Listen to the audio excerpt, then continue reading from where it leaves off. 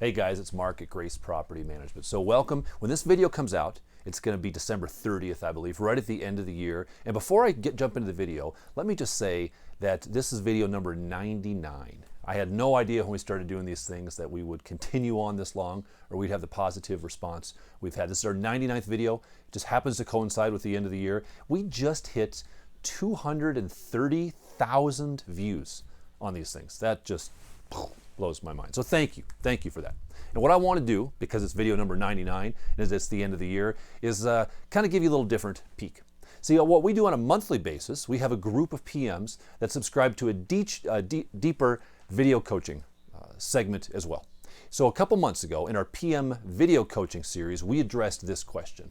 How do you fix your maintenance problem? See, maintenance is the most common problem I hear about. So I'm going to play for you a video segment where I talk about, in this video segment, I think I'm addressing 3 of the overall 14 things we talked about, just random things on how to improve your maintenance. So watch this clip from this PM coaching series. We'll come back and I'll tell you how you can get the full thing if you want it. Here we go. Hey guys, welcome to month 15. I can't believe it's month 15 of our PM video coaching series, and I'm excited for this month because I'm going to address in this month what I think is the most common topical question I hear. And it goes something like this. Hey Marc, can you tell me how you do your maintenance? It's just that process isn't working for us.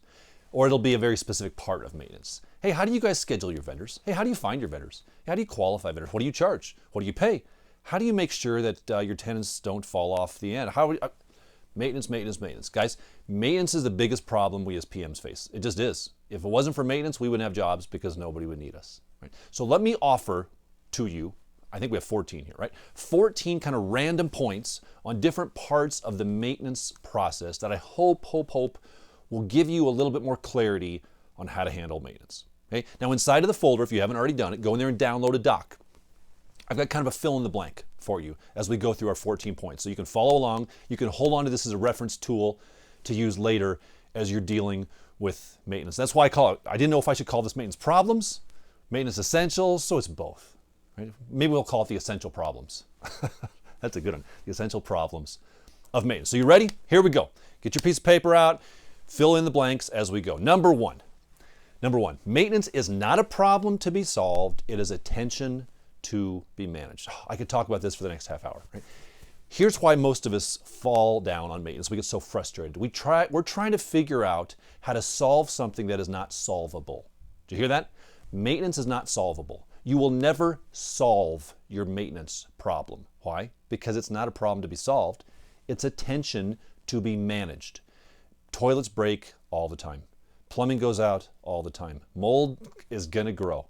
Things are going to happen. And you can't have such a tight process that it just makes everything beautiful. There's too many variables. There's the variable of when did it happen?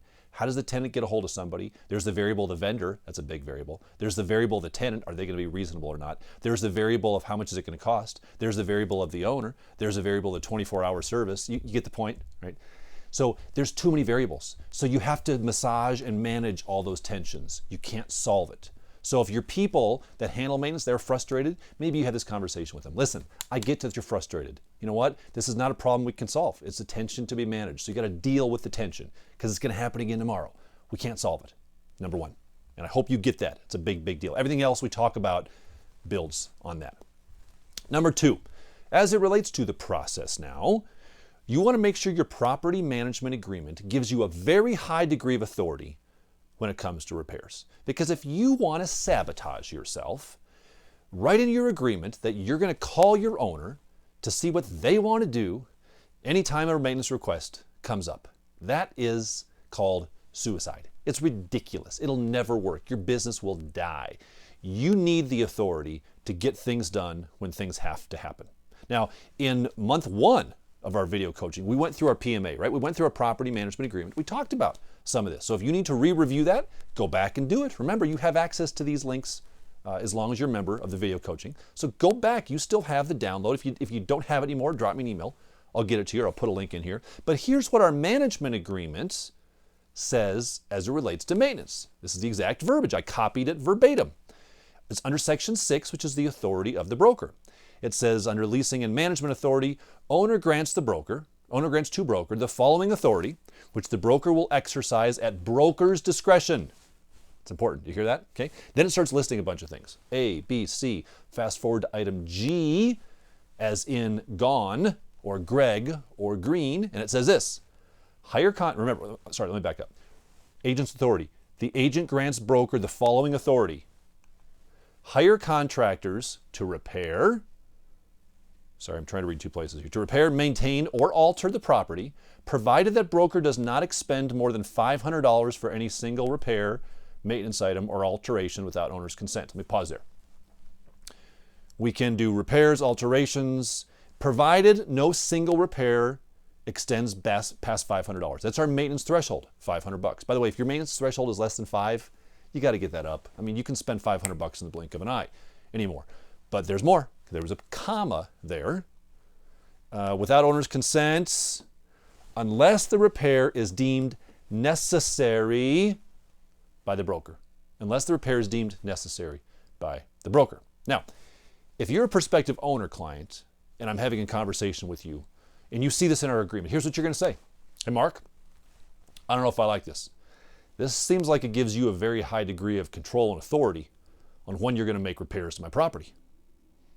And then now come to me, and here's what I'm going to say. Yeah, you're right. It does give me a very high degree of authority because you see, if something goes wrong or breaks or there's a problem as it relates to maintenance, I need a very high degree of authority to make sure that everything gets handled properly because things are going to go wrong. How old's your hot water heater, Mr. Owner? Well, I think that was installed about 9 years ago. Oh, okay. Well, I can just about promise you that in the next 3 years, it's going to go out. And hopefully it won't rust from the bottom, but sometimes that happens. And when that happens, it's going to be messy, and it's going to cost you more than $500. It just is. And we're going to deem that to be necessary. So what we're not going to do is call you and say, hey, the hot water heater went out. What do you want to do? See, state law and housing guidelines require that we provide hot water to the tenant. So we're going to get it done. We'll tell you we're getting it done, but we're just going to get it done. So if something is deemed to be necessary, we're going to use our discretion. I mean, that's what you're paying us for. At the end of the day, you're hiring us for our discretion. So if you don't trust our discretion, well then you shouldn't hire us. But yes, we are going to have a high degree of authority to fix things as they need to be fixed. Now, we're not going to go out and replace your roof and not tell you about it. I mean, come on, we're not idiots here, right? But if something has to be fixed, you're hiring us to get it fixed. Now, if that's a no-go for an owner client, then it's not going to work. That's part of our essential processes that we don't negotiate on. If they're like, well, I really want to be called. I'm sorry, I don't think we're going to be able to provide service to you at the level you want. Right? Go back and watch last month's video on qualifying your owner clients. Right? That's kind of some of the stuff we talked about as it relates to this stuff. They've got to give you the authority you need to get those things fixed. So you don't have that, now's the time to get it in. All right, number 3. And these are kind of like random things. We're moving through random things here. As it relates to your website, what I recommend you do is put DIY, that stands for do it yourself, to those of you that are not handy like myself, put DIY repair videos on your website. Now this would be for tenants, because we've all had this. We've all had a tenant call and say, hey, my sink is draining slowly. I need someone to fix it.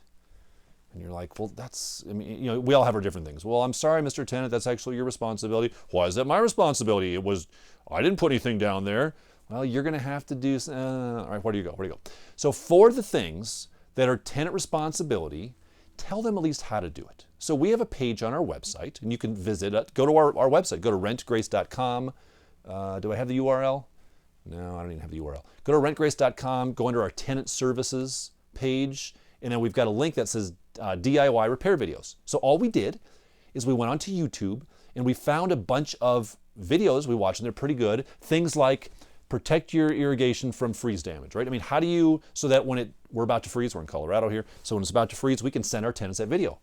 How to realign your garage door safety eyes. How many times have you had that call? My garage door won't open. Oh, you kicked the electrical eye. What's an electrical eye? Right? How to clear a plugged toilet. How to clear a shower drain. Things that we're not going to do on behalf of our tenants. They have to get it done. If they want us to call a plumber or a handyman, we'll do it, but they're going to have to pay for it. But these are really easy and valuable for us to send to our tenants to help them, hopefully sometimes, self-diagnose their own problems. Just a little happy thing to do. Okay, how about number 4?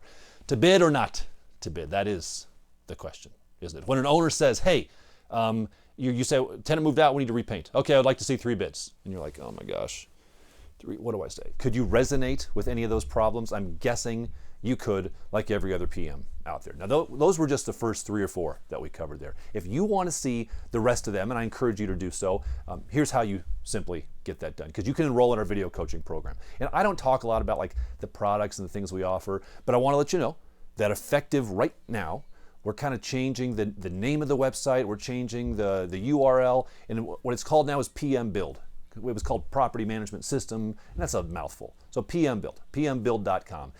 Same website, same information, but it's a lot prettier and easier to access. And we're excited as we step into the new year to be able to offer you some additional services if you're interested. We don't talk about the stuff that we do on there, that we sell on there a whole lot, but let me just take a moment and tell you a couple things. So if you're interested in this PM coaching, this video coaching, this is a deeper level coaching. I'll put a link right in there, but every month we go through in detail a topic like your property management agreement, your lease agreement, how to qualify owners, how to handle maintenance, how to improve your website, right? Things that you need to know on a deeper level that we don't have time in this format to address. So if you're interested in that, click the link, you download a form, you fill it out, you email it, and you're in. Please, I encourage you to do that. Join a lot of other PMs that are doing this on a monthly basis. I think you'll find it beneficial. If you want to make sure you don't miss any future videos in this format, you can click the subscribe button, jump on the website, but we're excited next month to start with video number 100. It is going to be a good one, I'll tell you that as well. But as you close out this year, consider if there are other things that we offer that we can help you with. We have PM one-on-one coaching that you can get on a wait list for with me. We've got system manuals, our actual system manuals. We've got a couple forms packages. We've got some online training. We've got some training on how to grow your company. We've got a handful of things. You'll find that at the pmbuild.com website under the products tab there. But thank you. If you've been watching these, if you found these helpful, I appreciate you guys helping to make us successful this last year. We're looking forward to a great 2021 as we step into it, helping to make you more successful.